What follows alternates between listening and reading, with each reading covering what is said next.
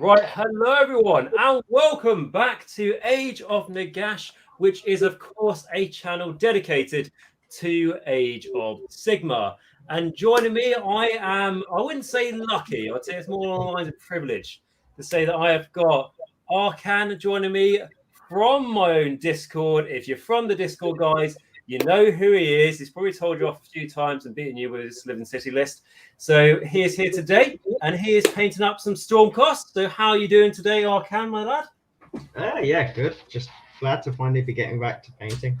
Try and get some more of these evocators painted up for my Stormcast list. So. I know, and you decided to paint your Stormcast white, which is your own bloody fault for that. But anyway, I am not just joined by Arkan, though. I am joined by the amazing, well, I say the amazing, but really half amazing because there's only one of them. But one of the chaps from Dice Sagas, so that's going to be the face of Dice Sagas. The face and not the table. How are you doing today? I am very good, thank you, kind sir. Yes, no, it's a pleasure to be here as always.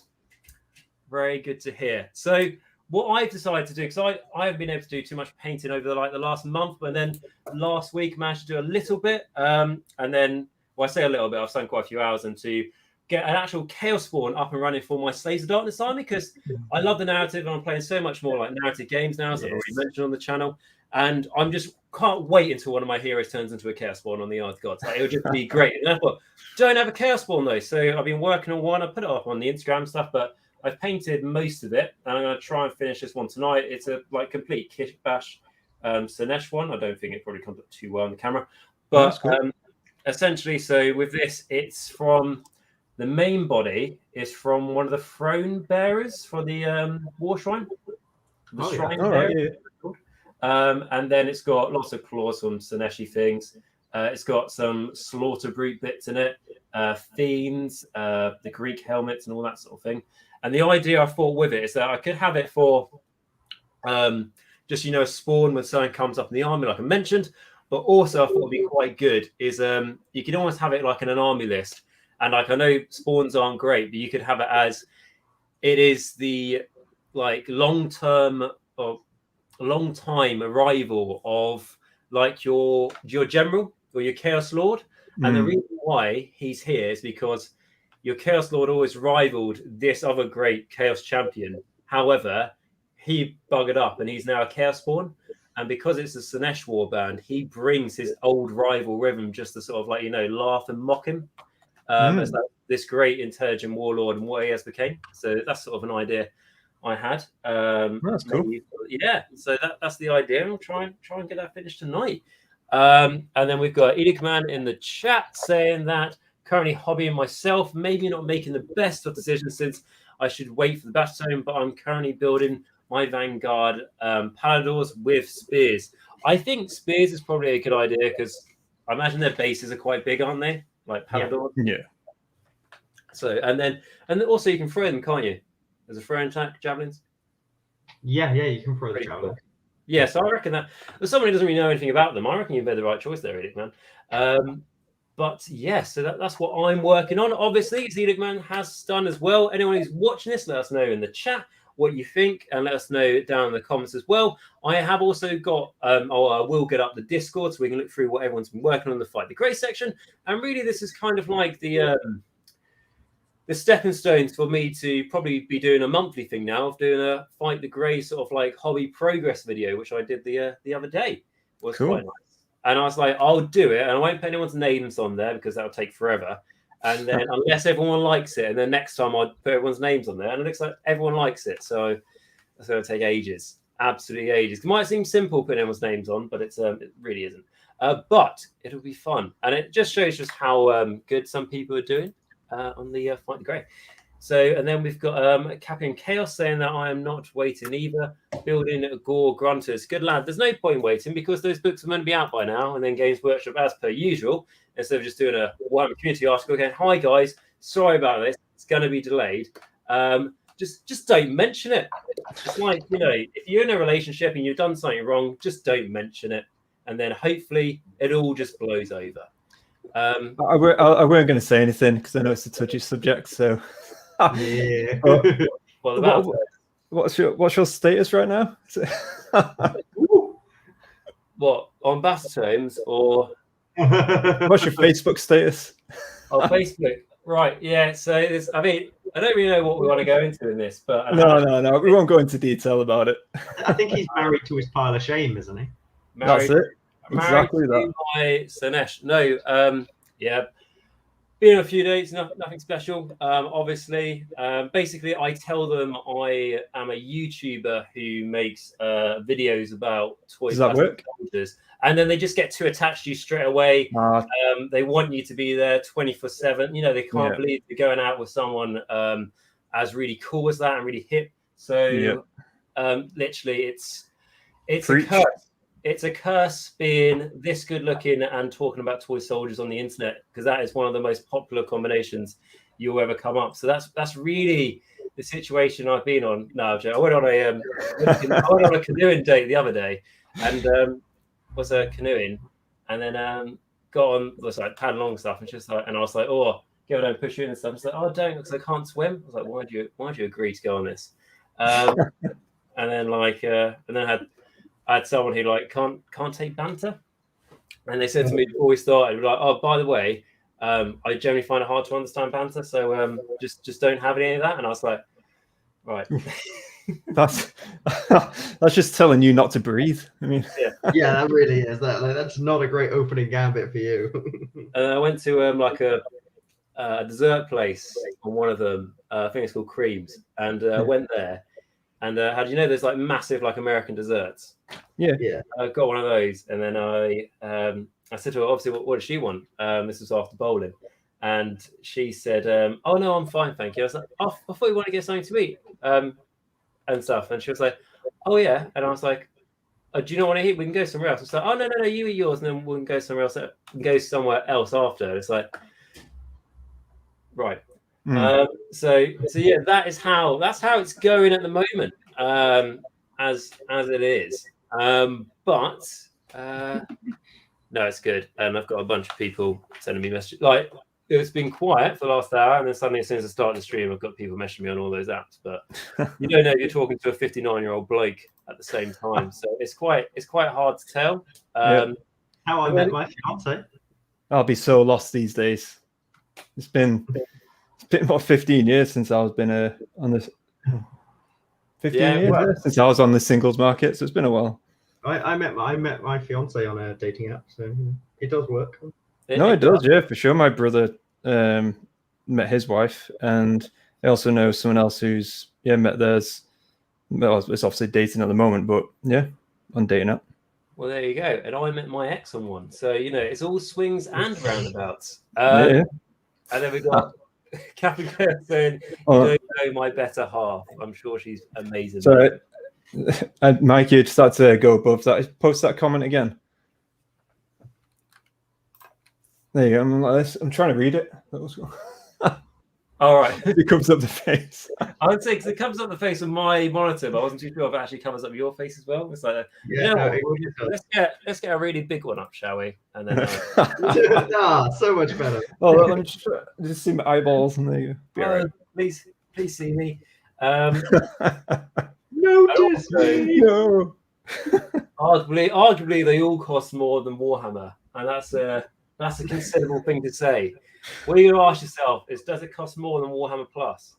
And significantly it does. Warhammer 40k Plus, I think, mainly is called.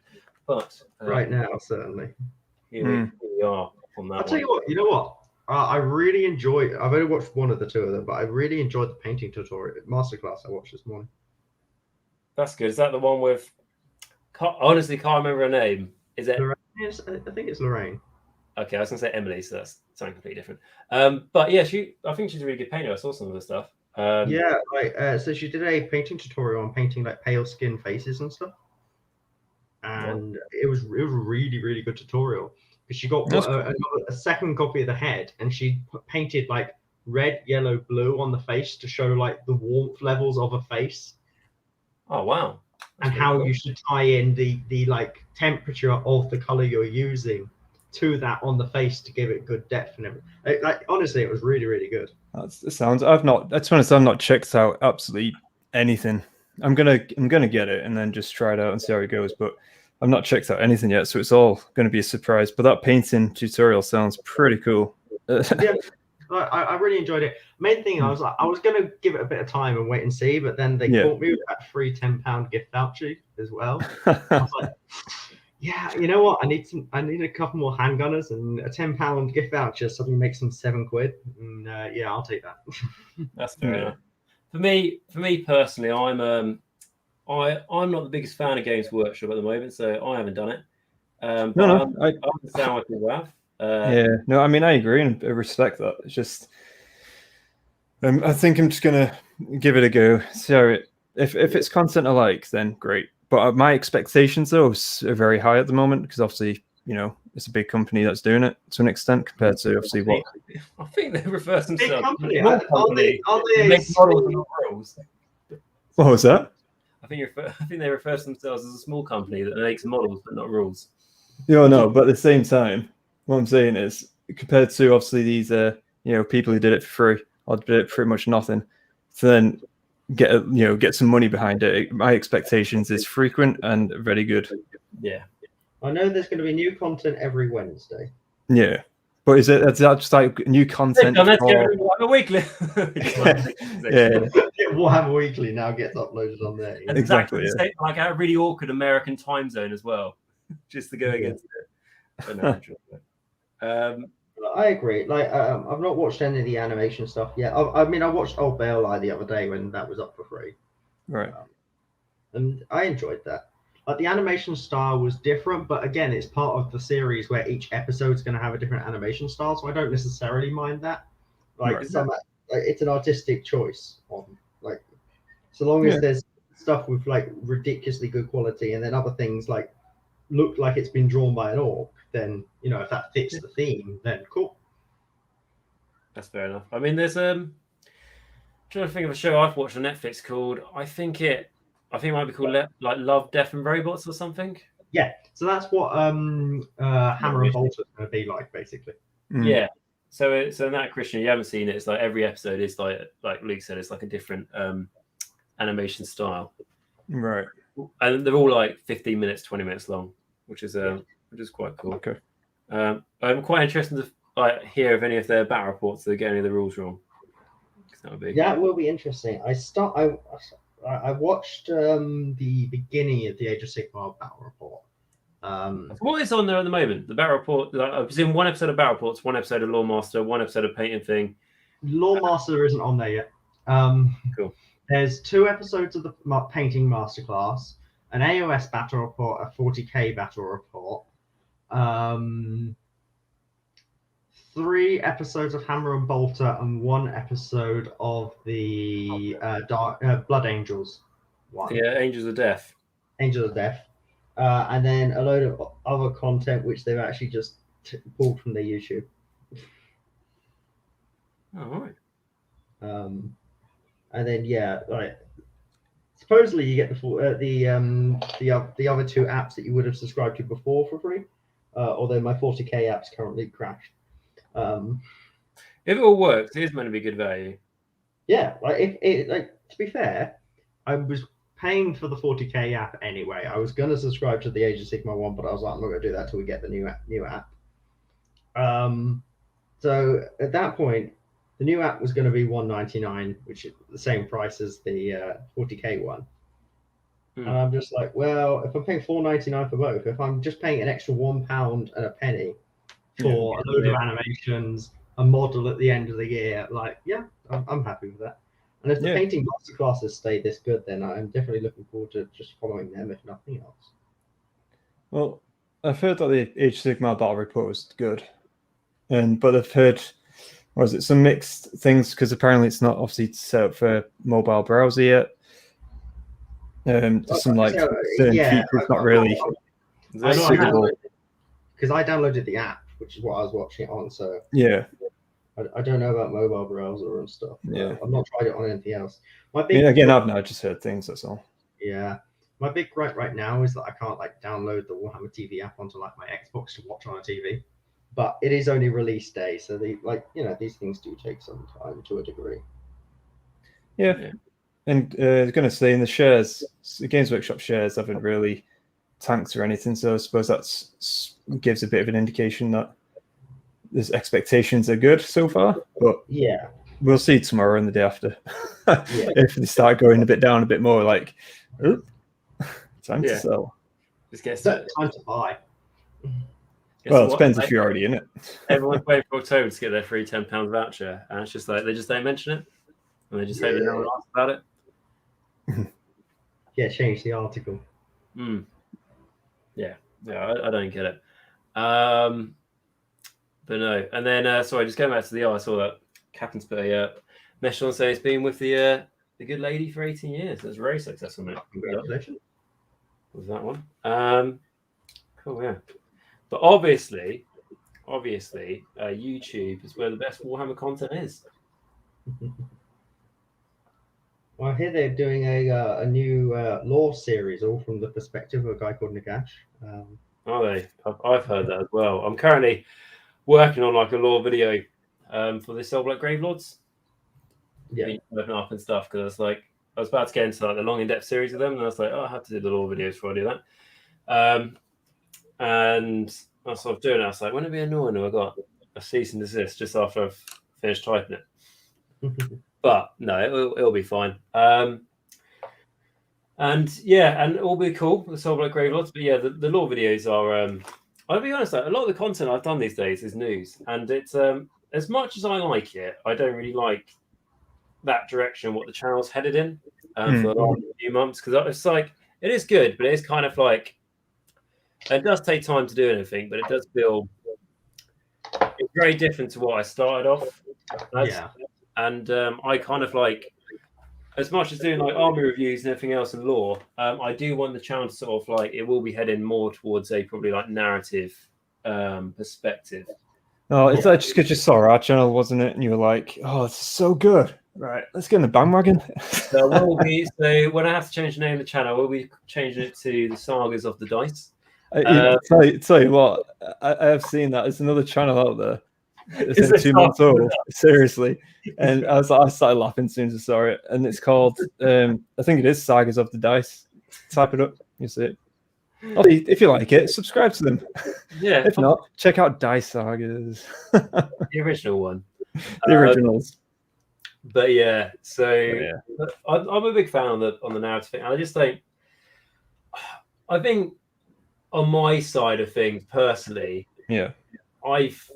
I feel less like focused on the competitive side of Age of Sigmar, because I also don't really think it's a particularly competitive game, because some armies are way above other armies, and because of that, it can make for bad matchups. And I just want to, I just sort of like fall in love with the story of the armies and everything, and why are the armies fighting, rather than here's this point in the battlefield, or I know there's battle tactics and stuff now, but like here's this point. You need to capture it. Wouldn't it be really cool? We had like my Archaon fight your Nagash. Yes, but it's tactically better if they both stand in the opposite corners. Right. It's just a bit. That's the thing though, because especially that's why I love just because obviously me and Matt, we both aim to win, but at the same time it's very, narrative driven and sensitive. It's like Matt's Chaos Warrior or Chaos Lord even. I was like, oh, you know what, my base in Malithir, my Tree Lord Ancient. I was like, oh, you know what? I'm just going to go for it. So it basically just ran in charging, even though you didn't stand much of a chance, really, especially when the Bloodthirst pops out. But I was like, we're getting towards the end of the battle. I was like, oh, this is going to be cool. It did survive, but yeah, one more turn and he was a goner. But it's just the very thought. Just, you don't think, oh, he's going to survive. I'm just like, no, this looks like an epic moment. Let's go for it. Exactly. I was playing against Max from the Discord server a couple of weeks ago, maybe a week ago. Yeah. And I was trying out my new Gotrek Gunnison list. And he brought Archaon. And it was one of those like there's many other better things to do, but first turn we're just charging the two. They can have a slap fest in the middle, and the rest of the game can carry on. Took 4 turns of combat. And they mutually killed each other in the same turn. Oh wow, that's cool. Yeah, but it was wonderful. it's great. Whereas like when we played and we had a similar game, RK, and you had your Tempest Eye, and we played more competitively, and it was like you came up turn one, shot me, missed, and then with my pure combat army that was now at 5 inches away from you, proceeded to charge and kill. And it just seemed a bit like, well, it's going to be fun for one of us. It's just like, whereas like I've had like a couple of narrative games, like the 2 games I've played in real life now have been like narrative, and I lost both of them, but I both had a great time. Yeah, that's true. It's good. And it was like Leviathan's have been the pain of my real games at the moment. But apart from the turtle that you're painting as well, don't really quite work. Yeah, exactly. Yeah, I'm glad. Either way, I'm painting Leviathan, to put it that way. But yeah, I just think like, and so for the narrative campaign that I'm going to be doing coming up on the channel, I was sort of like looking at making maps and stuff and coming up with stories for like why the armies are fighting. I just really like it, and I think it makes you like, for example, why my Sinesh army's all converted and everything else, because then it makes it my own personal army rather than just an army that's straight just bought off the shelf. I think also when you come up, the lore for this and the story behind your army, and not just like a paragraph, but a bit more in depth, and characters and why are they fighting and what is their backstory and what makes them essentially. Really reflecting yourself on the table. I don't mean myself as a perverted cult of chaos, but it just allows you to like create these epic tales, and then you have someone else who's done exactly the same thing. And it's like when you in any fiction, when you have like 2 cool characters that never really bump into each other, like they all have like the cool story, and then like they fight, and it's like, oh, so it just has that nice sort of feel to it, I think. And I know like when I got into Warhammer, I never looked at it like, I don't know, when I was going into like the store, I was like, oh, if I try really hard, I'd be really good at this game. I didn't really think about the game. And it's like, that model looks pretty. Yeah. And then I was like, can I have it? And then my parents were like, no. And I was like, okay. And then came in the store 10 years later when I got back into it. Can I have it? It's my money. Yes. Yeah. And then it just adds another level to the hobby as well, I think. Creating characters and creativity. Yeah, because it's like in everyday jobs, not everyone gets to express their creativity in their jobs and stuff. And when you get to obviously, actually start expressing yourself through creativity, to creating stories, backstories, everything narrative-wise, it's definitely, it just helps. It's great. Yeah, and it's just a sort of what do you call it? It's a bit, well, you can do the whole hobbies as stress release, but it just allows you to trail off into not non-reality. What is it? Trail off into fiction. Fiction, escapism. Yeah, which I think is great. Like I know, like when I think about creating maps and stuff for like the missions I want to do for this campaign, in my head I have. I don't know if any of you guys connect to this, but if you ever played Warcraft 3. There was loading screens for each mission, which was like a map and stuff, and I've got like that nostalgia going in my head of thinking like, oh, like you get the nice feeling, and yeah, I just you just make your hobby your own, don't you? And that's what I really like, and it just allows, and I think I'm not thinking purely as in like as a entertainment purpose of like doing like nice edited narrative battle reports, obviously what yourself does, Christian. And stuff like obviously do that as well, but I think it transfers nicely into that for viewers of like you can just create these epic moments and stories like you were saying earlier, Luke, of like Gotrek and Archaon fighting each other, although technically it would have been best thing would be for Archaon to probably avoid Gotrek and just fly around him.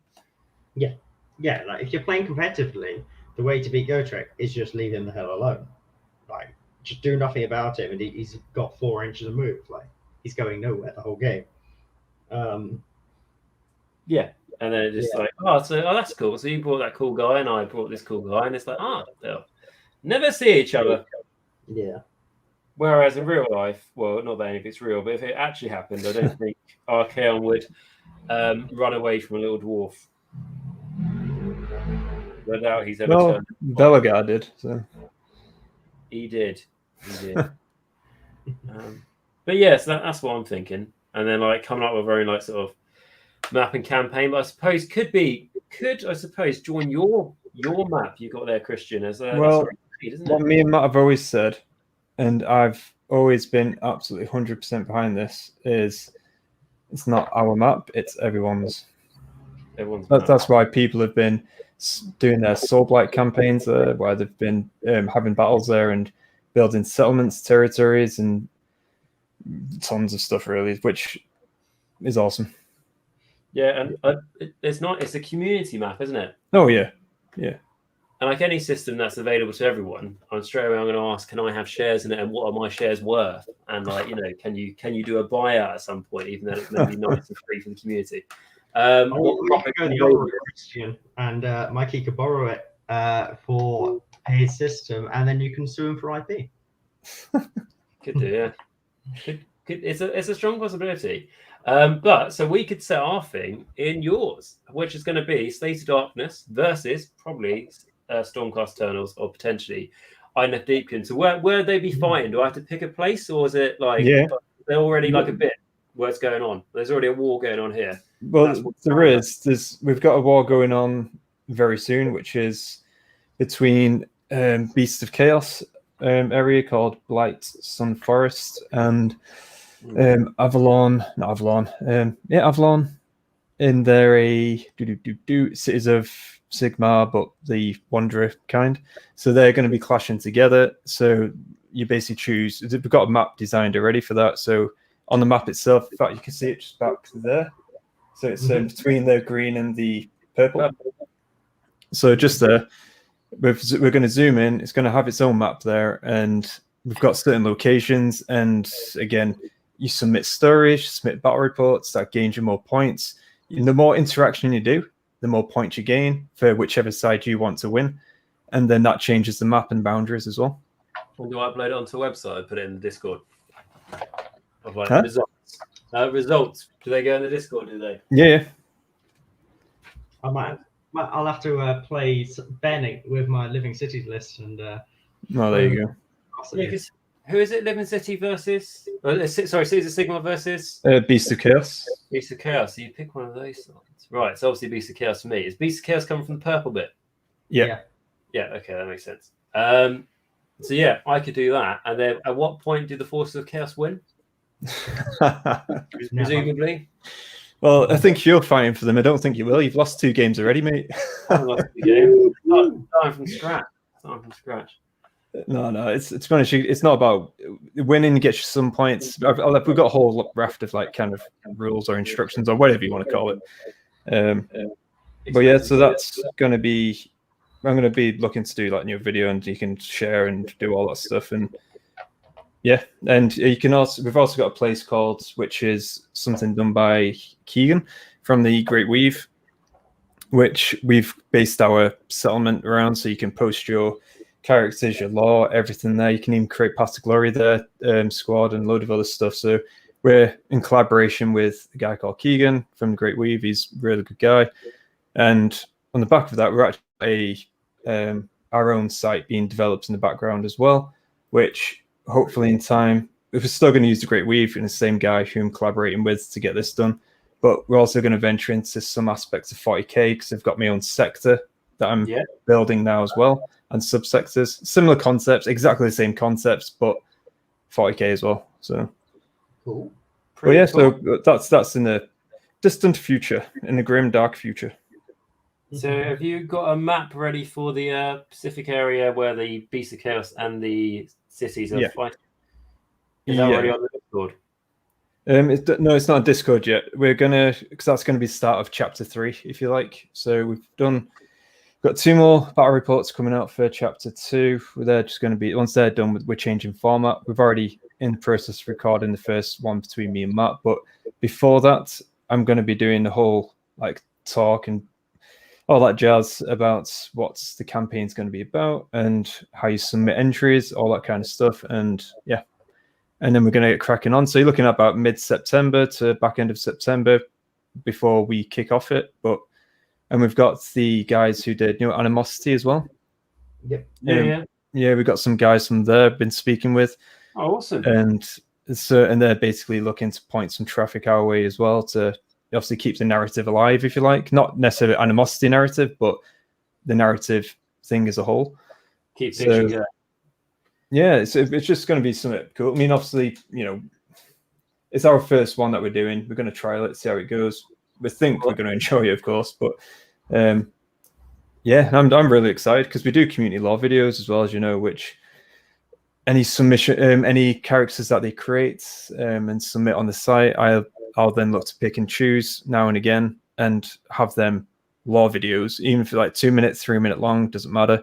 I have those videos on the channel, and yeah, just so they can have their own content there as well, which is pretty cool. Yeah, so it really feels like a proper community, doesn't it, of engagement? Yeah, I mean, yeah, because at the end of the day, the more people get involved, the better. I mean, because I don't want it to be a story of like, oh, this is what we're doing, this is our story, come along to join, blah blah blah. I want to be like, okay, how can you come along and join us, kind of thing. So, yeah, how everyone help shape the narrative and everything. Yeah, and then could also, like, if I was to do it, obviously as part of that Path to Glory campaign, and people are like, oh, that's really good, just wish there was somewhere I can get involved, and then you just go, well, check over to Dice Sagas, click the subscribe button or it won't work, and like the last 10 videos, and then you can join, and that's how it works. Yeah. Rather than doing like spending the time and effort doing my own thing, and it being like a separate, and then obviously competition and all that sort of thing, might as well do the same thing. Yeah, honestly, anything collaboration wise that we both can do towards it, great. Yeah, I mean, I'm more than happy to do that kind of stuff. No, definitely. And you could, and then like you could maybe edit some of my Soulblight videos as a sort of like for the narrative. Yeah. And then maybe the news videos as well. I'm just trying to think how we could benefit one another. No, honestly, I'm happy to.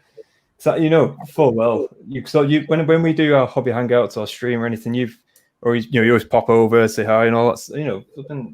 At the end of the day, for me, it's about the community anyway. So this ain't going to be my full-time job in terms of I'm not quitting my job anytime soon. So you're already on the YouTube millions, right?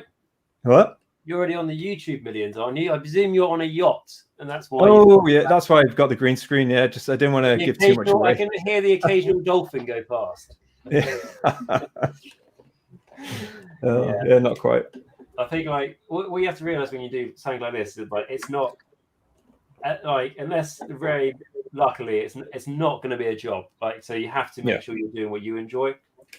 Otherwise, you shouldn't be in a position where we've all been guilty of it. Like I have, like trying to make content you think is what is the best content to make in the terms of this will do well, this will be good for the algorithm, all that sort of thing. But realistically, you're fighting a losing battle, and that's how you're thinking. At the end of the day, in our industry, maybe one day it'll be different. But and then like we've already mentioned it, so we won't really go into it, but. Obviously, everything going on with GW at the moment and stuff, it's kind of made it clear that it's harder to try and make this into an actual thing, which is a bit of realization. So you got to make sure you're doing what makes you happy doing this. 100%. And this is why we're leaning into community. And if anything, have you ever played like D&D or anything like that? No, but I would like to. Yeah. So me and Matt have both played. We're both in the same D&D group. We've done different things, and I've been the GM games master now and again. Matt's took a turn now and again. And it's something where we kind of want to bring that, but to map tabletop level as well, in that sense where we're going to be like, okay, this is the scenario, this is the map. These are, because in all honesty, what's quite amusing is that these two locations wasn't decided by me and Matt. It was actually two guys were talking on our Discord and decided egging each other on in terms of, my settlement will take out yours and all this sort of stuff. And my army's going to march against yours and blah, blah, blah.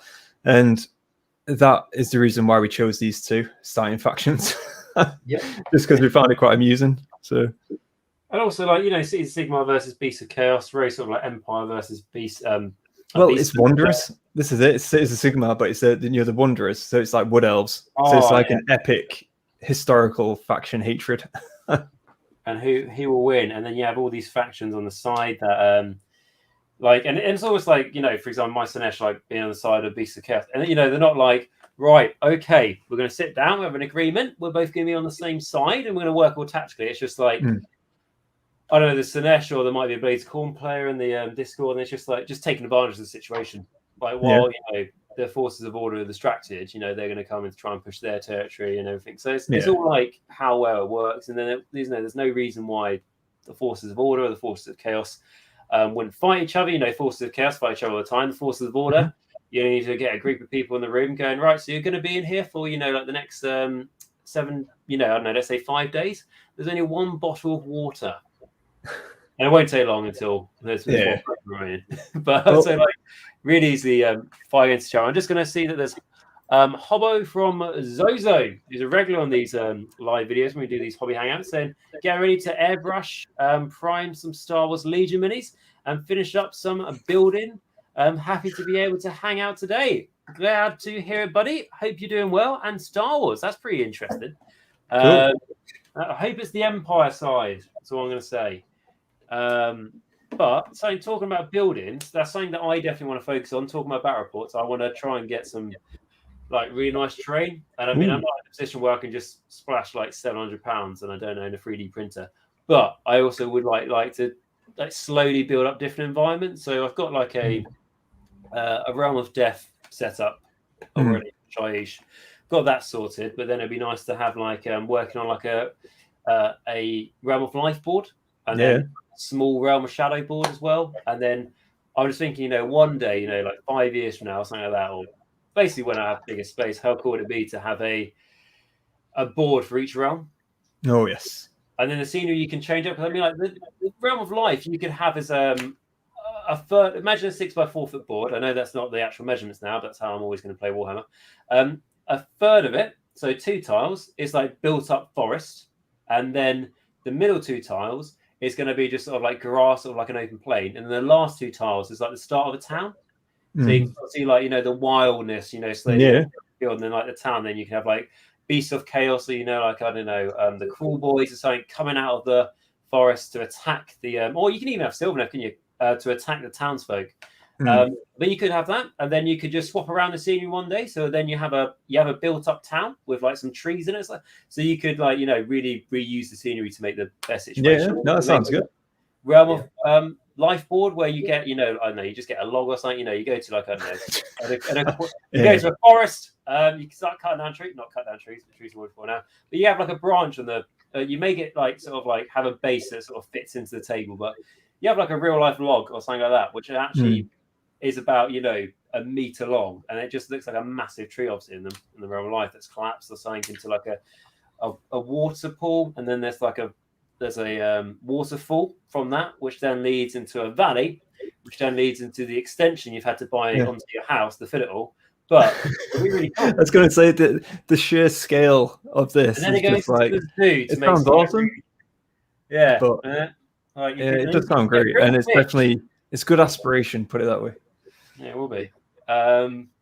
Slowly save the money up for that. But But you know what I mean. It could be like joking aside, it could be pretty cool. And I think like that's like I'm much more motivated and excited about that than at the moment, because obviously I've got a massive backlog. But then starting a new army or doing like that's. And I think that's mainly like also the narrative that I really want to introduce. Set the setting for the story that you're going to play out on the table as well. Yeah, I think is huge. Like, so that's what I'm really sort of like passionate heading towards. I think the best way to do it is if you already had a 3D printer. Obviously, like the technology is amazing these days, but you need quite a big 3D printer. I hear aquarium terrain's really good for it. Like the stuff you put at the bottom of like aquariums for fishes. Like it's always usually quite cheap, but is the right kind of scale for tabletop wargaming. Yeah, like you can get like skull. Yeah, so there's loads like a Realm of Beasts. You could get loads of bones and all that sort of thing. Obviously for the fish tanks and stuff. And then you've got Hobble from Zoe saying it's definitely the Empire. Glad to hear that you're not a terrorist. And then good job, man. And then you've got Arnold saying good evening. Missed the start. Anyone here gone over to the dark side? Warhammer Plus. We've already sort of talked about that on the channel already today, but some of us have, some of us haven't. Obviously, everyone has their own opinions. But I personally haven't, as I don't agree with GW a lot these days. So I haven't done it. But if people want to do it, like, it's probably a very good value. Probably get quite a bit out of it. But yeah, anyway, Arnold, I hope you're doing well. Very nice person, and is also a member of Age of Nagash. So there we go. He is welcome to the members club. It's a place in London. We have an Age of Nagash members club. So it's like it's quite a fine establishment where, like, you know, Cool. you pay your £1 a month and it gets you into like this 5-star. Just trade a bit of your soul every time. Yeah, we have monthly yacht trips as well around the Caribbean. It's lovely. It's lovely. You join the membership. Fun. I said you take a monthly yacht trip up the River Styx. Yeah. Only not many people return. Bring a coin with you, or you're in trouble. Yeah. So no, Arnold's a great guy. Right. There we go. Yeah, Arnold's replied. Yeah, I was going to say, I was just reading that. Yeah.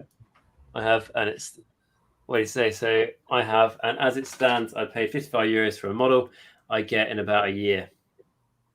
Yeah, so it's like a Kickstarter campaign, really, isn't it? And a Kickstarter campaign for a single model, and what you'll find is you get to the year, and they'll go, so when do I get the model? It's just because I've been subscribed now for over 12 months on the dot, so I sort of would maybe expect it, and then it'd just be a case of like, we just said it was coming soon. And it's like, oh, okay, just no precise date on that one then. But I will get my Stormcast Bash home and Cool Boy Bash, or a Cool Boy Bash home at some point. And then Arnold saying, getting to London is going to be tricky. We cover it, mate. We cover the flight, so don't you worry. On the boat, all covered by. All you just need to do is email YouTube, the generic email address they have, and ask them about it, and it all gets sorted out. So don't worry. Actually, no. What I'm talking, we have a club in Amsterdam, obviously. Just pop along there. Of course, Christian is sat on the yacht right now. Is that Right. Yes, I am. Very true. Yes. Exactly. How is the Kevlar, Christian? I am. To be honest, I'm going to go. Shit. Huh? I said, how is the Kevlar? You said, to be honest, shit. Much more. The caviar's just not up to scratch, mate. No, not really. They just like I've say, had better. I've tried the Kevlar from the mini wargaming vault, and it's really quite nice compared to this one. Is it? Is it really? But no, what are you gonna say, man? Huh? What are you gonna say? Before I interrupted? Oh, sorry, I've got my concentration face. I'm doing very tiny leather straps at the moment. So take that as you will. Is this part of Warhammer, or is this sort of like for later? Oh, that's entirely up to you. Let your imagination go wild. It's actually in the room next door. Why would you give him that freedom? I'm on a yacht, tiny little straps. What he hasn't told you is the dolphins that keep going past. He's actually making a saddle to ride on. But it's great. Oh. It's like anytime when I go to Australia one day, I'm bringing a saddle with me to ride a great white shark. And I don't know how and when, but it will happen. Yeah, I was going to say, yeah. To be fair, you didn't state where you're going to ride it from. So, one arm through the mouth being dragged through the water. Yeah, I'm being very open. I don't even have to be on the saddle. And then, so Arnold's saying, deal.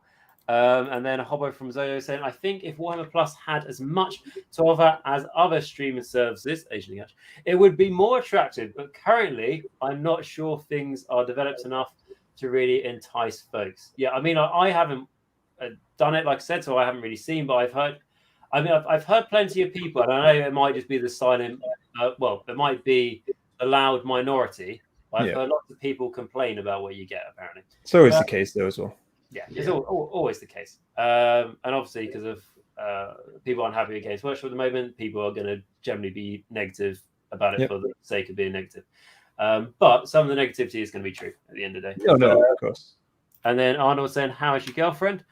And then he also says tiny straps. I presume that is to yourself, Christian. If it's to me, I can get an FRR out of the cabinet, but she's not talking to me. So as I'm working on my Slave Darkness. So if it's talking to you, or say if it's talking to me, then yeah, the wife's fine, all good. She'll be looking to join another stream soon as well. She's The cool. wife's fine. You're just hearing this. Just changing it. Let me out. But then You forgot to let true. me out last time.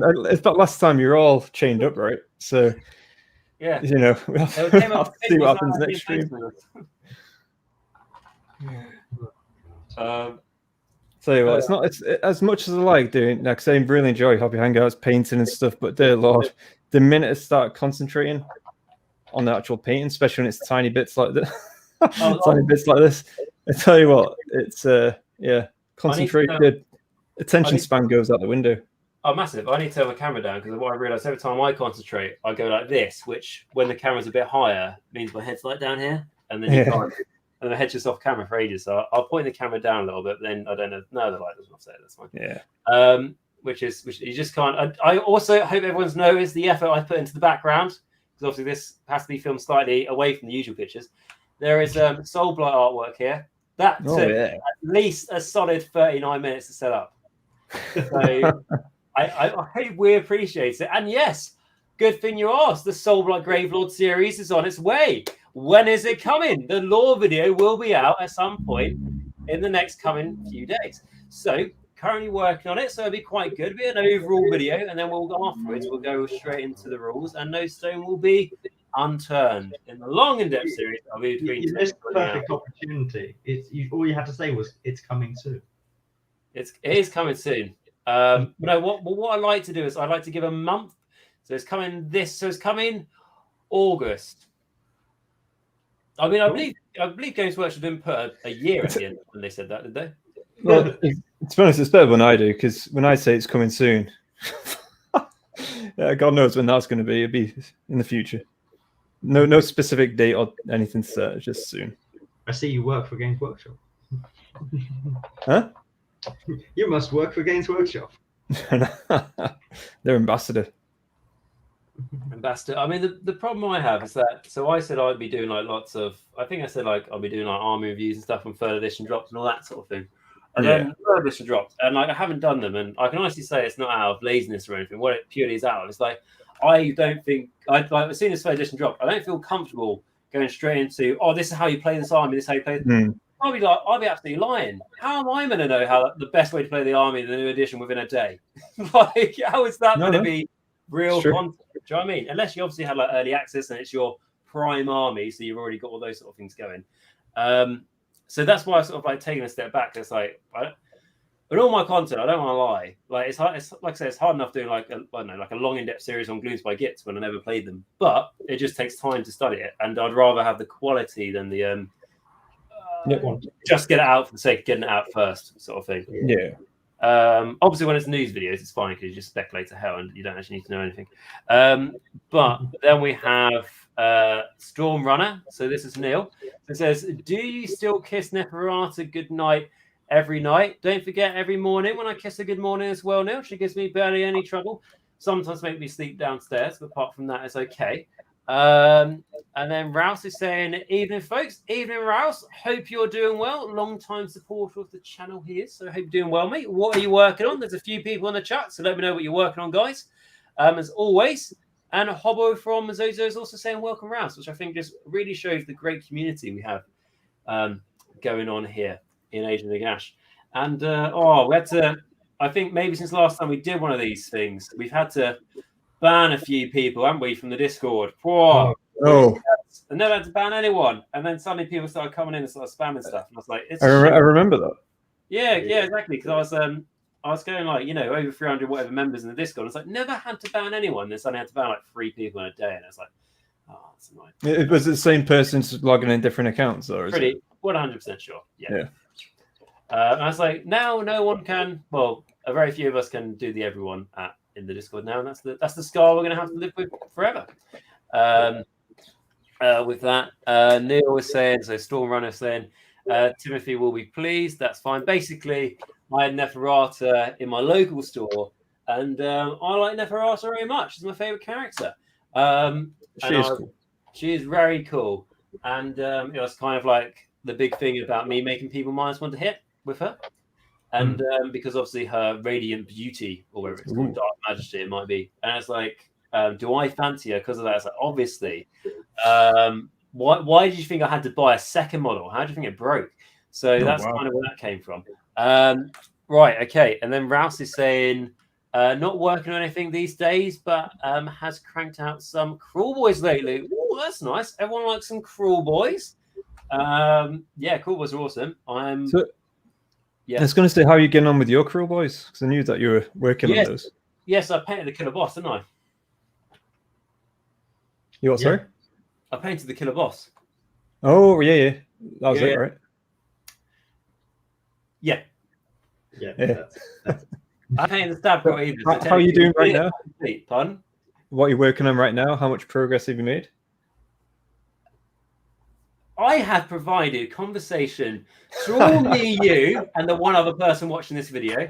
So you will be... Anyway, good thing you asked. The Soulblight Gravelord series will be... I'm joking. Just every time I just insert like advertisement. I mean, this would be the great time to mention how much I like coastal paintbrushes. Honestly, I appreciate that though, because it is for all intents and purposes, it's great doing hobby hangouts because you're like, you're talking to folks about your hobby and it's awesome, but then you don't really get much done. I'll be honest, anyone who's watching this and doesn't do YouTube, but kind of like hobby hangouts like this and kind of like, great, I can do something I want to while making content for YouTube. And it's like a win-win, kill two birds with one stone. Never works out like that. If anything, it's just like, I said I'd do this for an hour. It's already gone for 50 more minutes. So like, and I've got, let's say I had 10% left to do on this model. And let's say in that 10%, there were 20 tasks, right? I've done 5 of those tasks in 50 minutes. So that's the sort of progress I'm making on that. But it's always good. I do really like these things, though, because obviously I get to hang out with you chaps, but then I also get to hang out with all the amazing people in the chat as well, which is good. Rather than replying to people's comments like 5 weeks in advance, going, I'm so sorry. And the comments are like, oh, these 2 new dragons look awesome. I wonder if there'll be dragon cavalry. And it's like, oh, we know there is now. I kind of feel like I'm a bit like this. So like I do apologize, but it's just honestly it's just time trying to do that. But I got half of them done.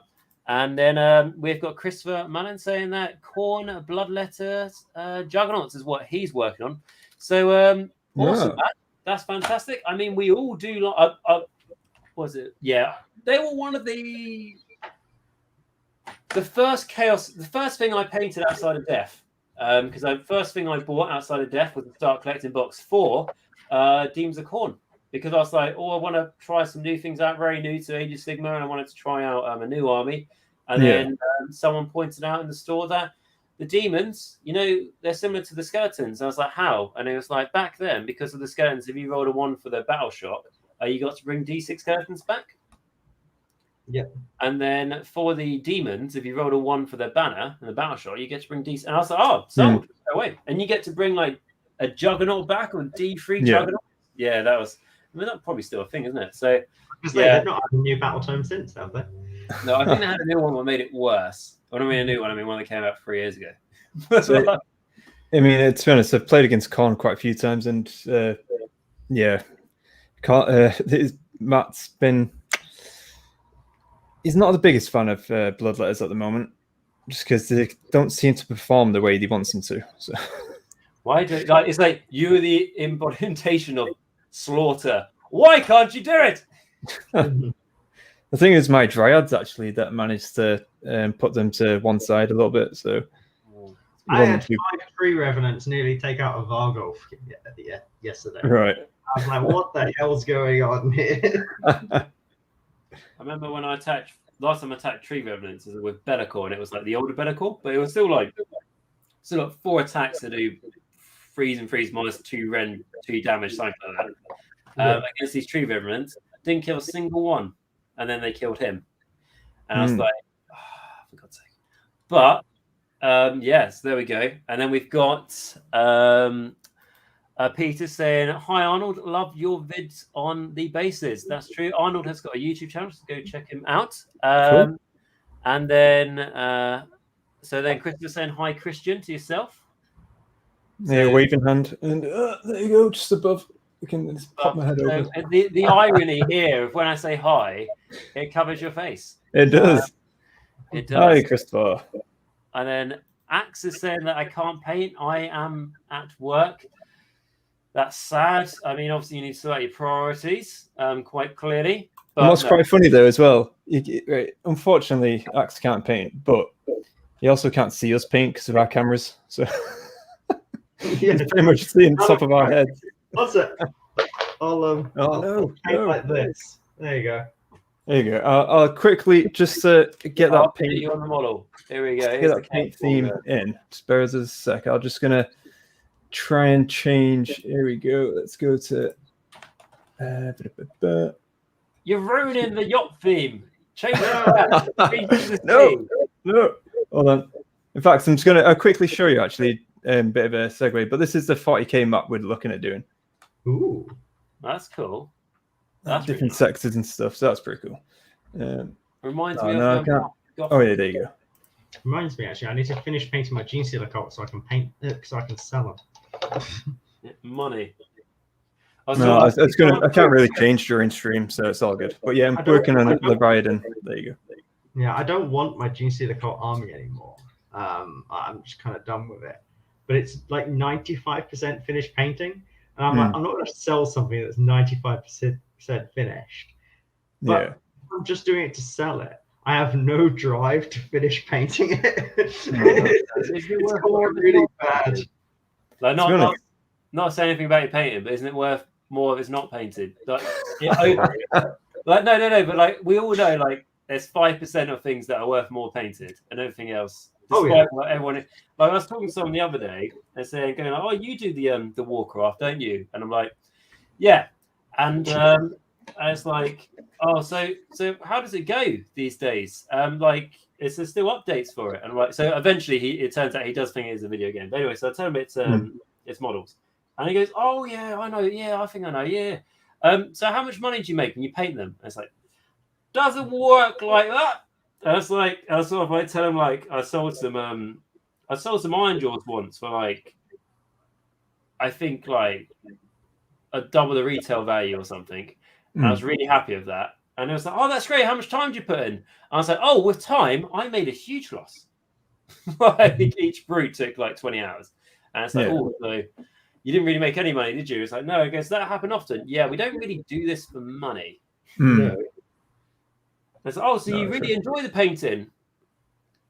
Kind of. Well, I do have, speaking of selling miniatures, I will be, because I've got a ridiculous amount of armies that I painted during lockdown and so on.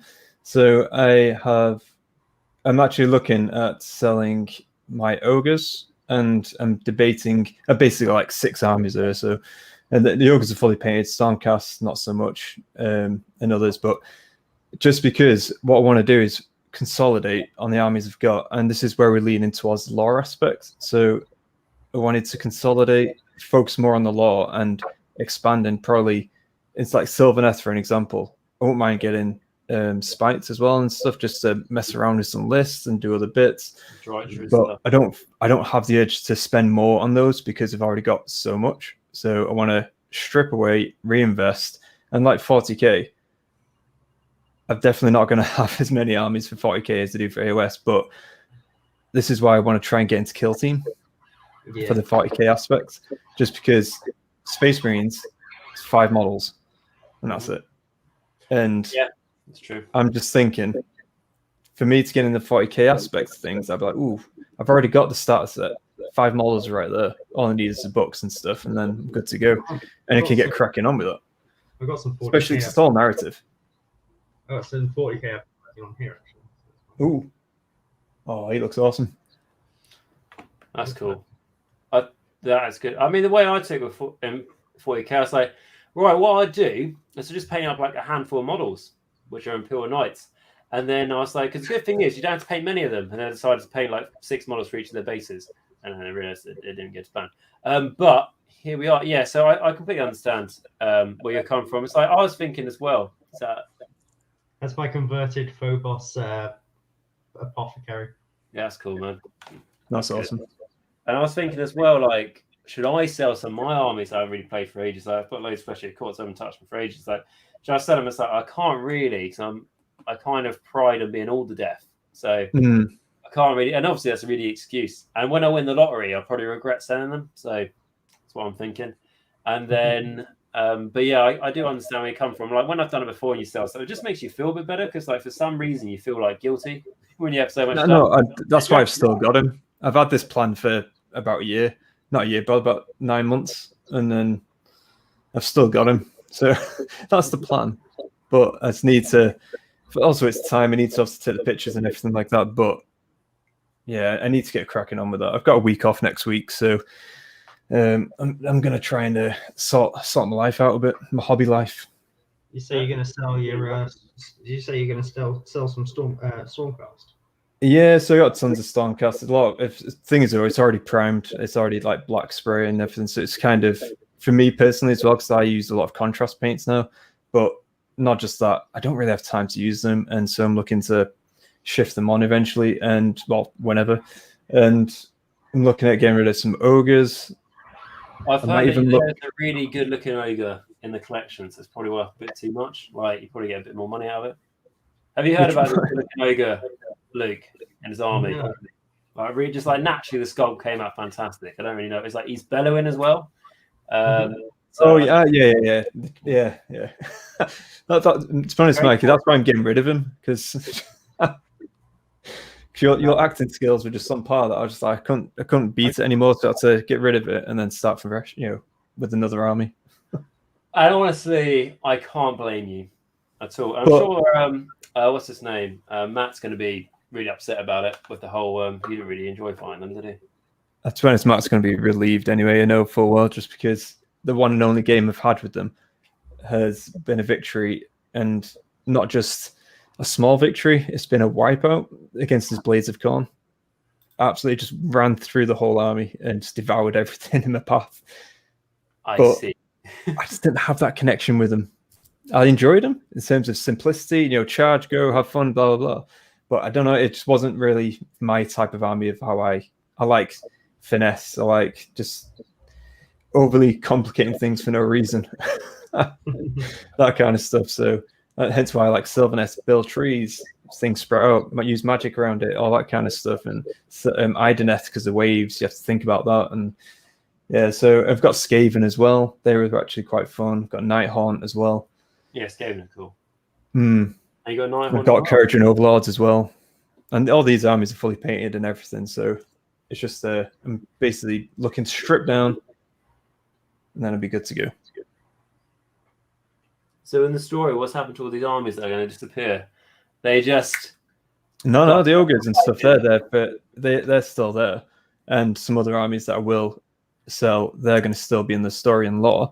But the settlements, though, when people submit their settlements on the map, it can be taken over if they give permission to, of course, depending on what type of how keen they are in getting rid of it.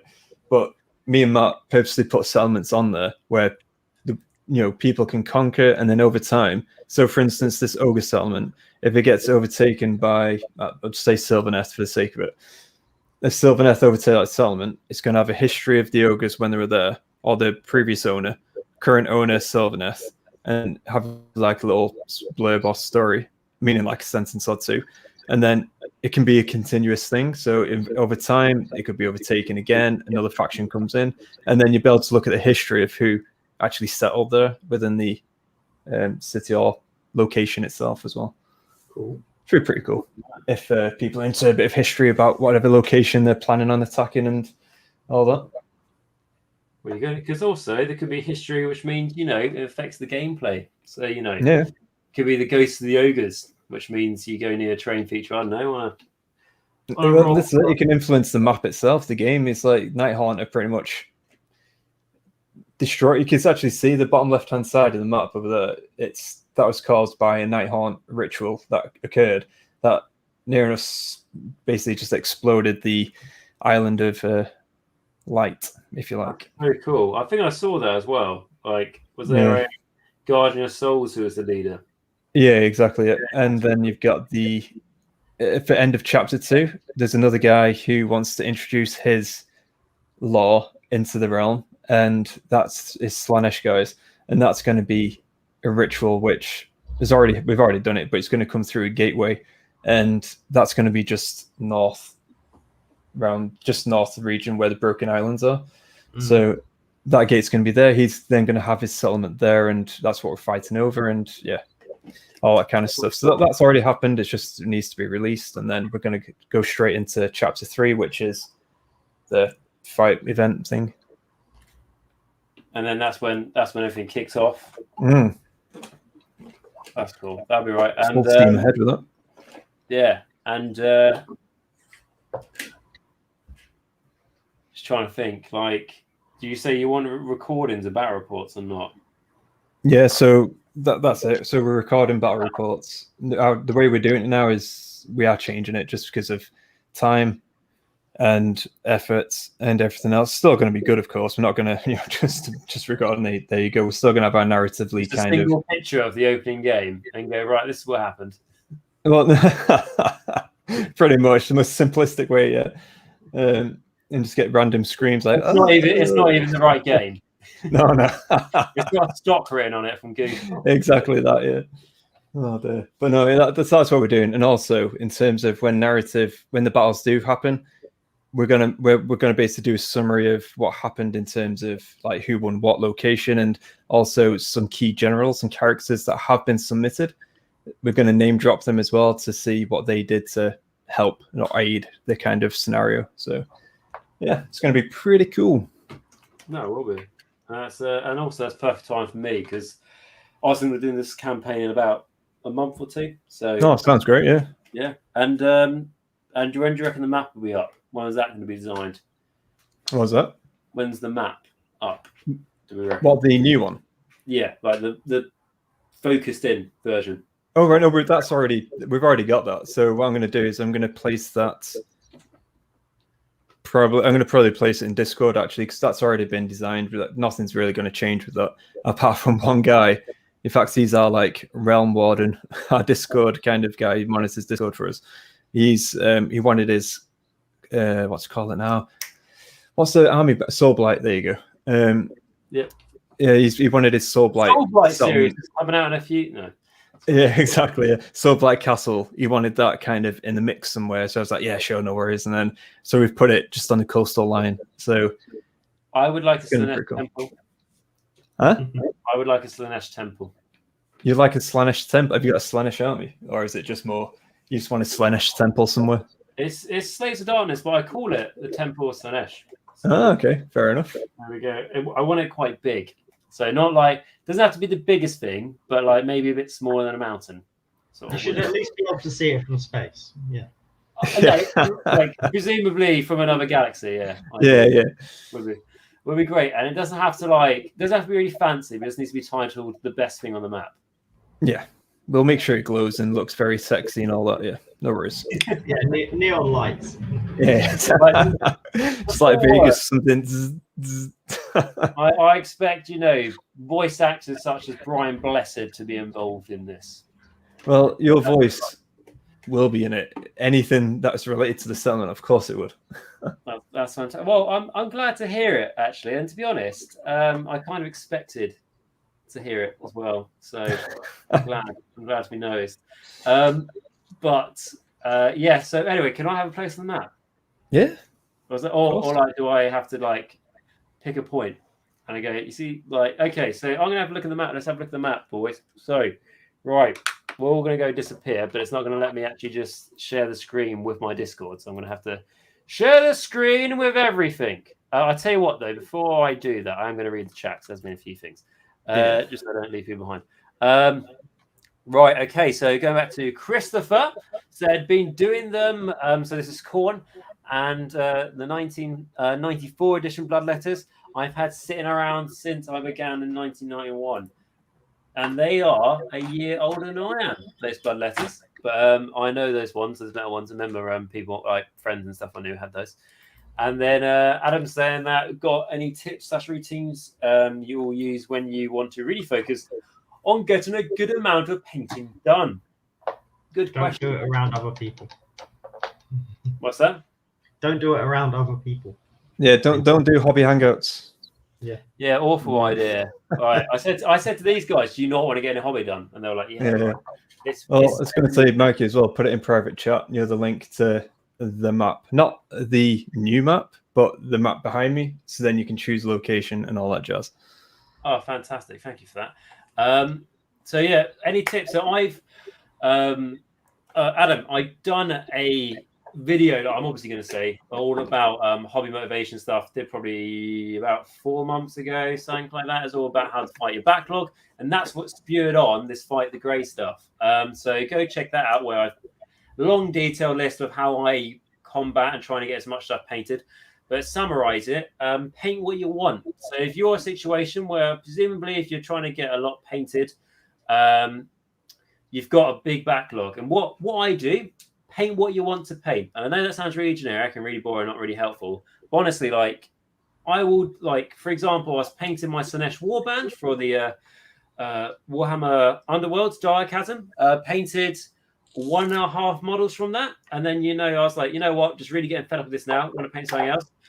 Painted a Stormcast model I had, painted that, then painted a Crawl Boy model.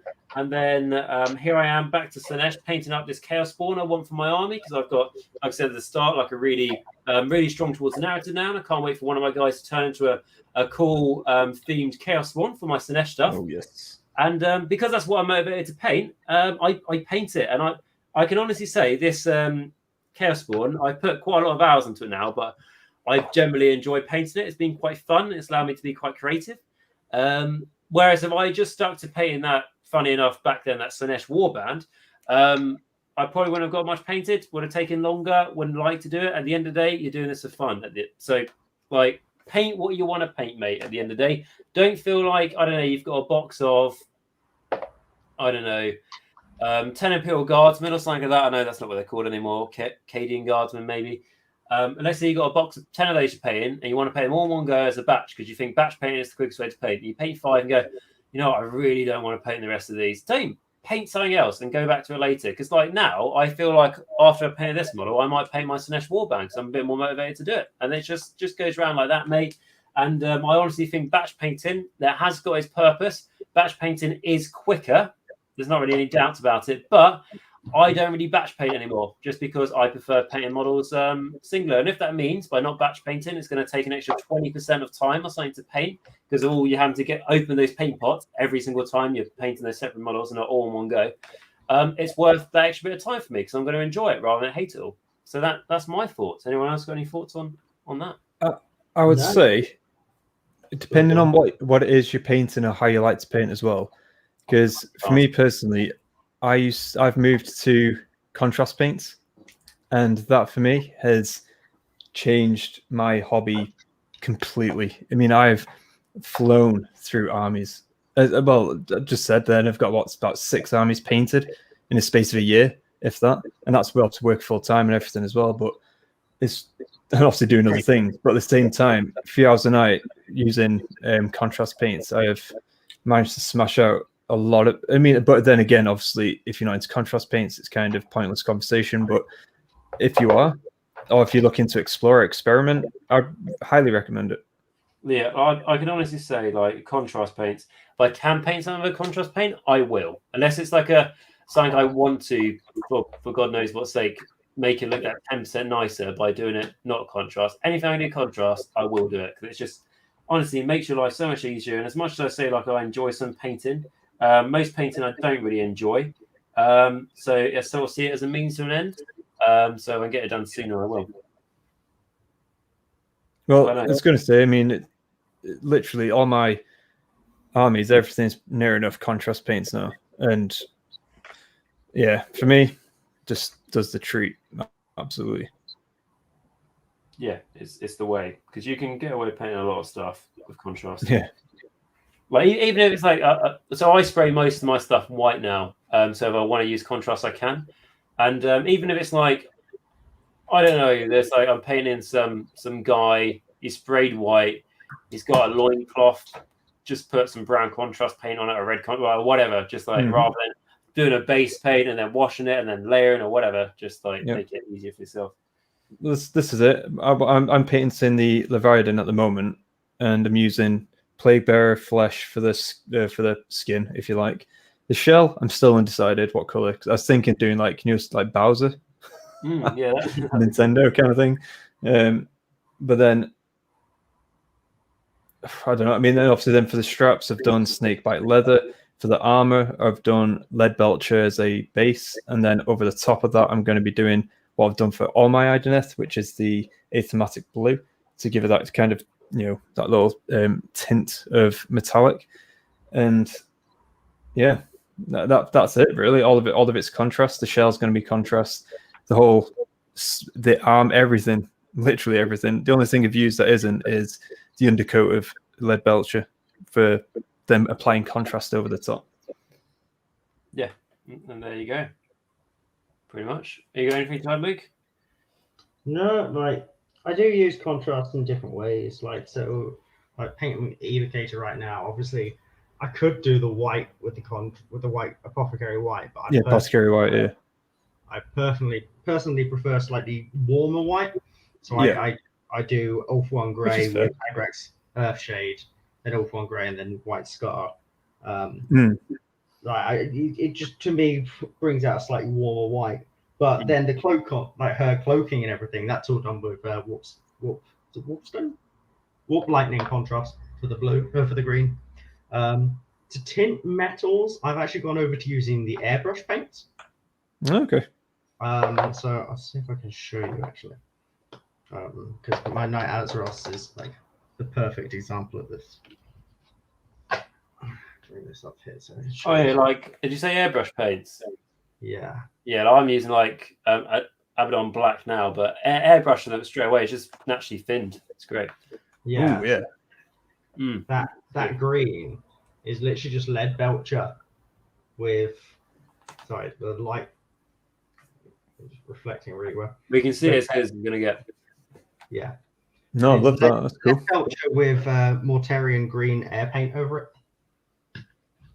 And it changes the metal so well, and you still get that really nice shine coming through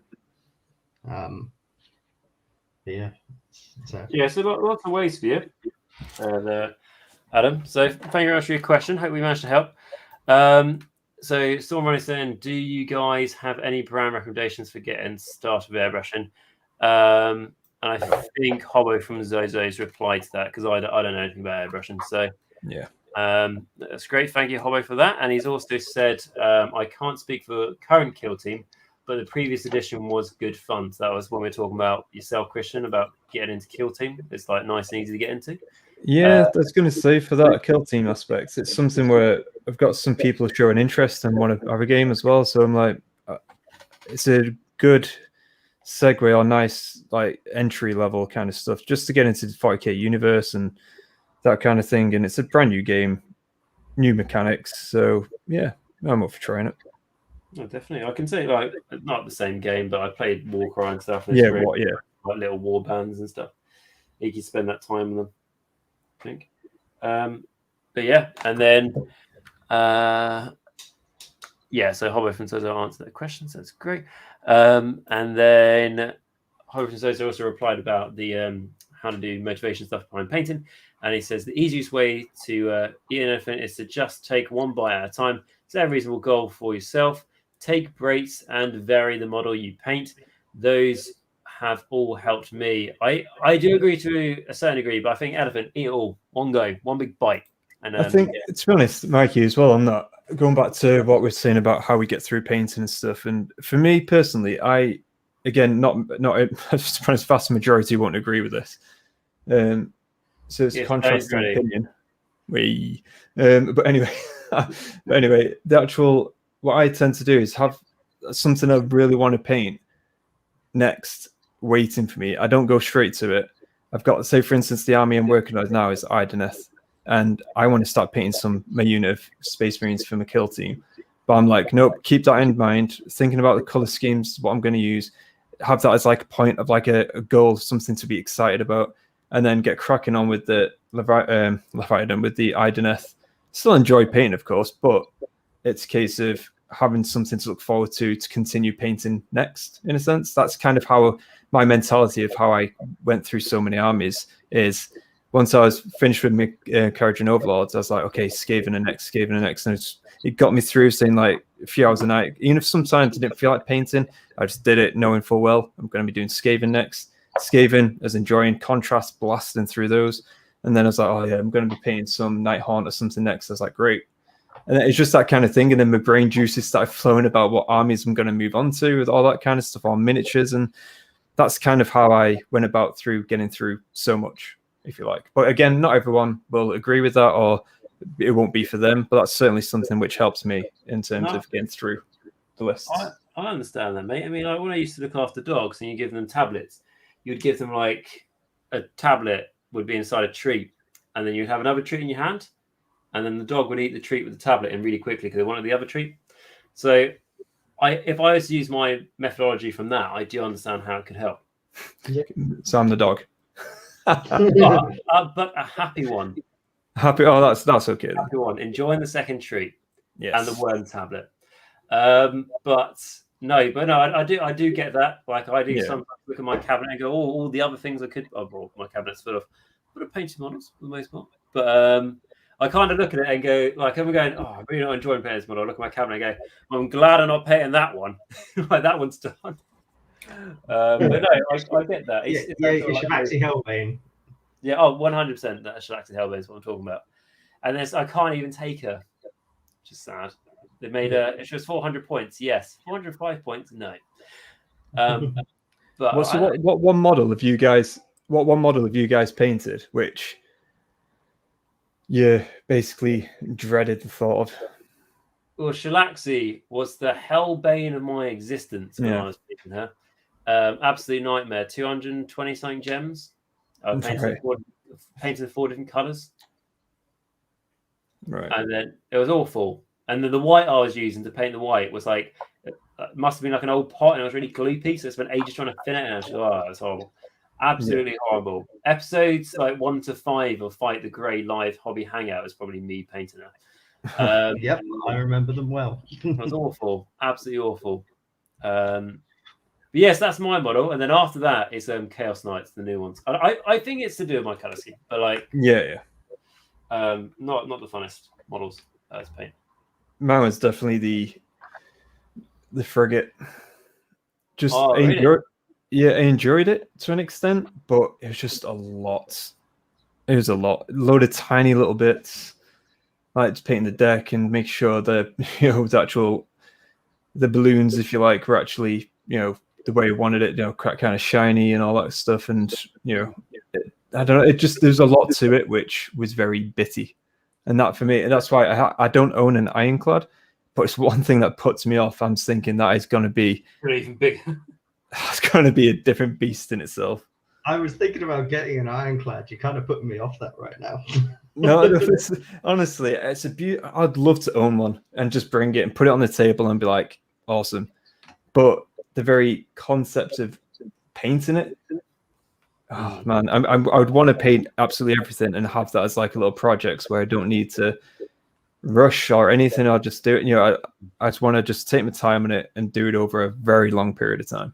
Because my model that I most disliked painting, it's actually the one that's my most contrast model, but it's my Tyranid Hive Tyrant. Ah, very cool.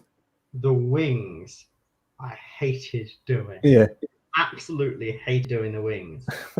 They just would not take the contrast well. It just constantly looks streaky.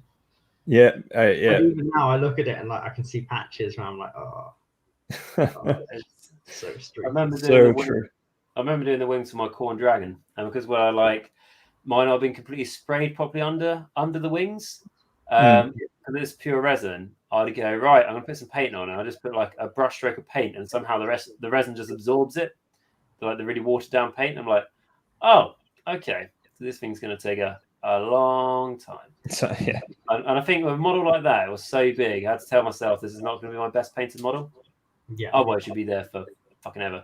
But talking about Ironclads and stuff, he's already put it in the chat. But I was going to say Stormrunner, Neil, I fought against his Karen Overlords, and he's painted certainly a few ships. And he said, I found with my Ironclad and frigates, the crew were the worst. A worst bit, but actually enjoyed painting the ships. Oh, okay, fair. Yeah, it's like I'll tell you what. So I've got a frigate to paint, but it's a destruction frigate, so I reckon I can be a bit easier on the painting style. Yeah, I mean, it's bright yellow to start, so fair enough. I mean, to be honest, because I've got two what do you call them? What are they? Gun haulers, and then I've got a frigate as well. And the ships, I enjoy looking at them now they're done. Yeah. But the actual process for me was just because I'm used, especially nowadays, if looking back in it, because I didn't use contrast. That was before the contrast days, the overlords, the ships. So now look how I've painted so many armies so quickly with contrast to a level which I'm happy with. That thinking about how much time I spent on that and compared to this Leviathan now, I'm like, oh dear Lord, it's like it's hours more painting this frigate. right nightmare, isn't it? Yeah, it's But I'm more of a speed painter anyway, and I've definitely become a speed painter anyway, and I've enjoyed the aspects of it. I'd like to be one. I think like I'm happy with the quality of my painting. All I want to improve on now really is just speed and just get it done. But so we've got just catching up the chat. Adam, who asked the original question, saying varying models is a good idea. I can go between my Nighthaunt and Necrons. I found it really helpful to put my headphones, smoke a bowl, and throw on some modest mouse house music, and I can get hours done. Yeah, I mean, what I tend to do is I tend to put on an audiobook or something. I listen to an audiobook at the moment. I haven't told any of you guys about it, but it's called Dark Harvest. Oh yes, it's great, and I know I've been mentioning it now for like the last 2 months. I'm slowly getting through it, but it's great. It's really gritty, and it's set in the realm of life. The Sylvaneth hate the humans, and they all live in a swamp, and it's quite funny, but like really, really gritty. Like I recently listened to The Infinite and Divine, which is one of the Necron books. It was absolutely hilarious. I absolutely loved it. It was almost like Top Gear, but with Necron. That's great, because isn't like most things in the 40k are sort of shown from the Imperium perspective, isn't it? So it's quite cool to see like the Necron. To be honest, I've listened to some 40k recently, but I'm actually re-listening, or this is the first time listening to this version, but Lord of the Rings. So it's been listening to Fellowship, and I've just started out on the journey again. Just a bit of a great journey. Was it an unexpected one? Was it a good? Oh yeah, it was. No, that's Hobbit, mate. So. Yeah, I know. Oh no, yeah. But no, in all honesty, it's I just love it. So I'm not very far into it. I've obviously seen, I've heard it all before, but at the same time, it's been a long time. So yeah, looking forward to it. That'd be good. I'll tell you what, now that they've moved it from New Zealand to the UK in terms of filming the Amazon series, how hard is it to be an extra in it? What do you reckon we need to do? To be an extra? Yeah, I'm currently in the process for being an extra for another movie, actually. Not a movie, TV series that's coming out. I've put in my application for that. Oh, really? Cool. Yeah. Get in there. That's pretty cool, isn't it? I mean, I'll definitely... Can't talk too much about it, but it's being directed by Steven Spielberg. So. Ooh. That's pretty cool. Are you the main character? No. It's just like make it really high. No, that's cool. I mean, I tell you what, when I forget to look up how to become an extra in Lord of the Rings thing, that's probably never going to happen. I'll turn up there with expectations of being like, someone really important. And then I'll just be like, you can be an orc, a dead one with his face down in the dirt for 2 hours. Right. And like it's but it would be worth it because you can be in the Amazon series, which is going to be great, fantastic. I presume they moved over here because it's cheaper. New Zealand's closed visitors till next COVID. Yeah. Well, they have one case, didn't they? The other day they closed the whole country now for a little bit. That's fair enough. Yeah, they basically just closed their borders till next January. So. And Amazon's like, well, we kind of need to film a series. So, well, it's because the UK or not? Because I mean, there's more chance of I don't know, going for a walk in the country and stumbling along the Shire, presumably. Yeah. Well, just down the road from my parents' place is where Disney filmed the Kenobi series. Oh, is it? Yeah. It's pretty cool. What's the our version? It's not nearly the same size, but our version of Hollywood is like Pinewood Studios, isn't it? Yeah, Pinewood. Yeah. Yeah. A lot of the James Bonds are filmed there, isn't it? I was going to say I don't have a clue. No idea. James Bond is like I have a couple of friends who work at Pinewood. Oh, really? One of my friends, my main friend who works there, she works at the prop department there. She has so much fun. That does sound like it. That's good. I mean, but hopefully the Lord of the Rings series isn't going to be bad, obviously. Yeah. I've got decent expectations. I think it's going to be pretty good. No expectations all the time, but just like the company's big, it's got to be good. No, well, the expectations are there, right? They are. I mean, I'm sure it's not going to be a cash grab. Well, I don't even know like how it can be because people would just sign up for a month and then just quit if they don't like it. It's one of those because also like his son still has quite a big say in a lot of things. Like Tolkien's son, so if he thinks it's like not going in the right direction, he will say and stop things and everything. So, which is good, which is and needed these days. I mean, it's just like as much as I like Lord of the Rings, it's perfect. You don't need to write it. Yeah, it's one of those. I'm just like, I just don't want to Game of Thrones it. Like, it doesn't need 1,000,001 sex scenes. I mean, you can clearly tell how good a series is going to be within how quickly they show nudity. Well, you say that, but Rome was an excellent series. Oh, how quickly they show nudity in that? Second scene. Was it? Yeah, it was a good. I remember that though. I liked the idea when it wasn't a centurion, a normal legionnaire that's worked together. Yeah. Yeah, that was good. When did that come out? In the 2000s? Oh yeah, mate, it was far, far too long ago now. Yeah, that's good though. I enjoyed that. Yeah, I think I watched that as well. Testing memory bank here, but yeah. And it's good. Yeah, that's cool. I'll just quickly catch up to anyone else in chat.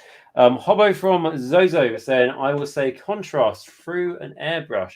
It's fantastic because it's already very glaze-like. Dry brushing after contrast is fantastic as well. Yeah, that's cool to hear as well. And I've never used it. And then, I mean, I've never used an airbrush either. Scared of it. And then I've never used one either. Yeah, why need to? And then Storm Runner saying they could have been designed with better flight stands in mind though. Which yes. Yeah, 100%. Well, I haven't even built. Well, oh no, my flight stand has a giant hole in it, so that's good. Yeah, they are just like god awful, in my opinion. Yeah, not surprised. Right, so we'll keep going until I reckon when the clock on the live thing says 1:40, which is in 7 minutes. That's good with everyone. Yeah, is everyone quite happy with what they got painted so far?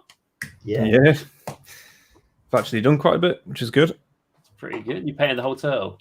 Near enough. Just got the shell. Oh, that's good. I've been told the turtle by my buddy who I played against the other day said the barnacles were a pain. Oh yeah, well the barnacle, they're after the shell. But, yeah, it's something to look forward to. But apart from that, everything else is fine. But in the barnacles though, it's a contrast again. Just do ... I mean, does Matt paint a contrast as well? Does he? No, he's not. He uses it, but he doesn't do it to the extent where I use it for absolutely everything. Where Matt just does it with bits. So you must paint metallics though, don't you? Well, like all I literally do is lead belcher, and then or sometimes I just use basilicanum grey, and that's enough. Yeah, I don't even do highlights or anything. That'll do. Just make sure it's watered down a bit, or depending on how much you want to put on. Seriously, if you have a look again, I'm not going to be like big shout out here, but I mean Instagram, you can see all the stuff there, like minus Stormcast and Blades of Corn stuff, because that's Matt's. But everything else is all contrast. So it's all good. So good, like to save yourself time because before. Yeah, seriously, check it out. Yeah, 100%. And there'll be a link, as always, to Dice Sagas in the description of this video. If you do want to go and check it out, always, and obviously there'll be a link on Dice Sagas to Instagram, presumably. Presumably? Yeah. Presumably? Yeah. Yeah, cool. That's fine. Yeah, go check it out. Nice little Instagram. It's very, very good. Lots of cool stuff I see on it. And I go, God, I'd like to do some painting at some point. It's like, but you can do painting. You just choose not to. I'm like, yeah, shut up, brain. So yeah, very, very cool stuff. Lots of variety. I see. I heard they're going to be doing a video series on there with Asian Nagash at some point, which is cool. I look forward to hearing more about that, which is nice. And then nothing but smiles, mate. Go on. No, so I've heard that we'll be doing a series which is called Paint What Mini. So what that means is that people send us free minis, and I haven't really got any further than that. I just think that's great so far. No, so like I don't know, we'll pick a random mini in our backlogs, and you have to paint in half an hour. More than half an hour. Yeah, and I reckon you'll win this because you're used. I was just like, Christian's definitely going to win this. There's no question. I was going to say, I mean, what? What competition? What surprise? But how long does contrast take to dry? No, not long at all. I've got a hairdryer. I'll just hang it out the window. I'll just give it a quick blow. It'd be fine. Hang on, I won't like washing. I reckon like it'd be cool to do like maybe a few of us do like a painting thing like in an hour or something. Like we all buy the same model, or like like a £10 hero or something like that, and it's like. Yeah, I'll be up for stuff like that. It's fine. Yeah, and we all have a thing like we're all allowed to obviously undercoat it first before the video. Yeah, prime it. Yeah, it's not like you have to build it as well, because then, I mean, problem is the way I paint, I do every individual part and then glue it together. So I would have to do that. So yeah.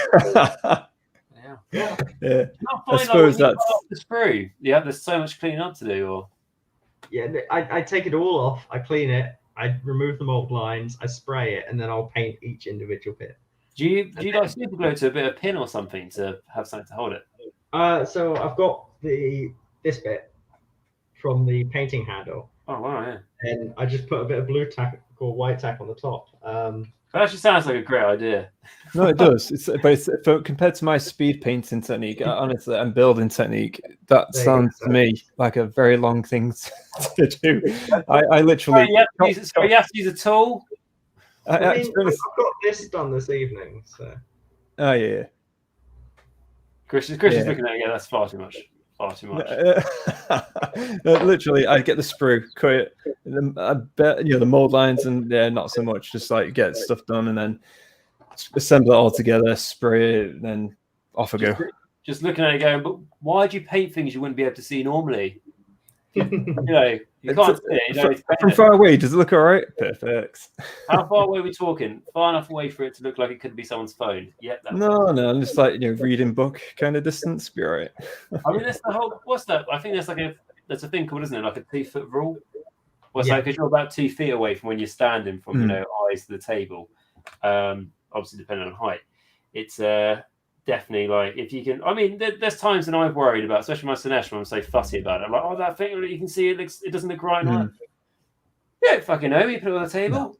It all blurs into one. And to be honest, if I was to go into some sort of painting competition, then of course I'd take my time a lot more and do stuff. But in general, when I do paint, I paint to a standard where I'm happy with it, and in general, it looks fine. The missus, does she have to be happy with it? And go, I'm really proud of this one. I go, no, try harder. Okay. No, I tell you what, she did paint the Skaven Endless spell that's on the most recent battle report that we've done. Well, that's cool. Which is pretty cool. So my fiance collects. What does she collect? She collects Nurgle, Nighthorn, cool, and the new Cruel Boys. And yeah, she's like what she does some sub assembly, but like she's so much faster than me. I'm told with time you get quicker with things, and then like I literally could do this with someone who's never done it before, and they go, "Yeah, I've built them already." I'm like, "How? Oh, but you didn't get rid of the mold lines, though, did you?" No, I got rid of all of them. Oh, okay. How many have you built? Let's not get into the conversation. it's not really worth the time, is it? Really, you know, some of us could be working at the moment. But my answer to everything like that, though, whenever like you post a picture or people, when I see comments underneath other people's pictures saying like about mold lines and a load of other stuff, I'm like, they're happy with it. They're posting it because they want to share the hobby love. Shut up. Yeah. Sometimes I see, you know, like obviously, you know, when there's someone will go like, I don't know, it's their first mini or whatever, and they're very happy, and you know, instead of giving constructive feedback, people just go, because they didn't ask for constructive feedback either, and people just go, you know what? I reckon it's terrible, but I'm going to write in 3 paragraphs why it's bad, and they're not really give you any advice on how to fix it. And it's just like I don't understand. Yeah, why people sacrifice their own time to do things like that. And by Mikey, time-wise, I think we're approaching the 140. We are approaching it. We are over the 140, aren't we? We've gone past it. Guys, thank you all very much for watching this video. As always, I massively appreciate it. Thank you very much to Luke, Arcan, Picard, whatever you want to call him. Only nice name. Change it every time. Goes under many aliases. Exactly. And then we've got Dave from Sagas join us. So thank you very much for doing that as well. Christian. So no, thank you very much as always, guys, because it's a bit of short notice I gave you. I think mainly kind of like an hour. So thank you very much for joining as always. Anyone who's watched this video, if you do enjoy it, please do me a massive favor, absolutely free. Smash the like button, smash the subscribe button, smash the bell notification. Christian's going to tell you why they're important, because I'm fed up of doing it. They are very important. There you go. Do you want to second it, Arcan? Yeah, do the thing. Press the free buttons. They're free. Helps the channel grow. Shows me you enjoy this sort of content. And then also put in the comments down below what you've been working on during this video, because I know you might be watching this on demand and stuff, and it'll be great to hear that and see your progress on that. And obviously, very important to mention in this video, make sure you join the Discord if you'd like to as well, because that's where we share all of our amazing hobby we do in the Fight the Grey bit. And if you want to be part of the Fight the Grey like hobby showcase I did in this month's video, I plan to do one next month as well, if you want to have a look at that one. And I'll be posting, rather than me just going, look at my pretty model, which obviously you can see in great detail from here, I'll be posting a better picture in it there and stuff. And the same with all of us. So make sure you join that. Have a look. If you would like to support the channel a step further, I have got a Patreon and a YouTube membership where you click the join button to become a member on YouTube, or you can click the link in the description down below to my Patreon, where you can give anything from just $1 a month, £1 a month, goes straight towards helping the channel go, keeps this channel going. And that'd be absolutely amazing if you could support like that. But if you can't, smash the like, subscribe, bell notification button. So I always say that'd be absolutely great if you could do. And with that aside, a massive shout out to all my patrons and YouTube members. As always, you guys keep me going. And yeah, anyone got any last words they want to say? No? Cool. Mikey, did you write all that stuff down, that exit there? Because that was a lot to remember.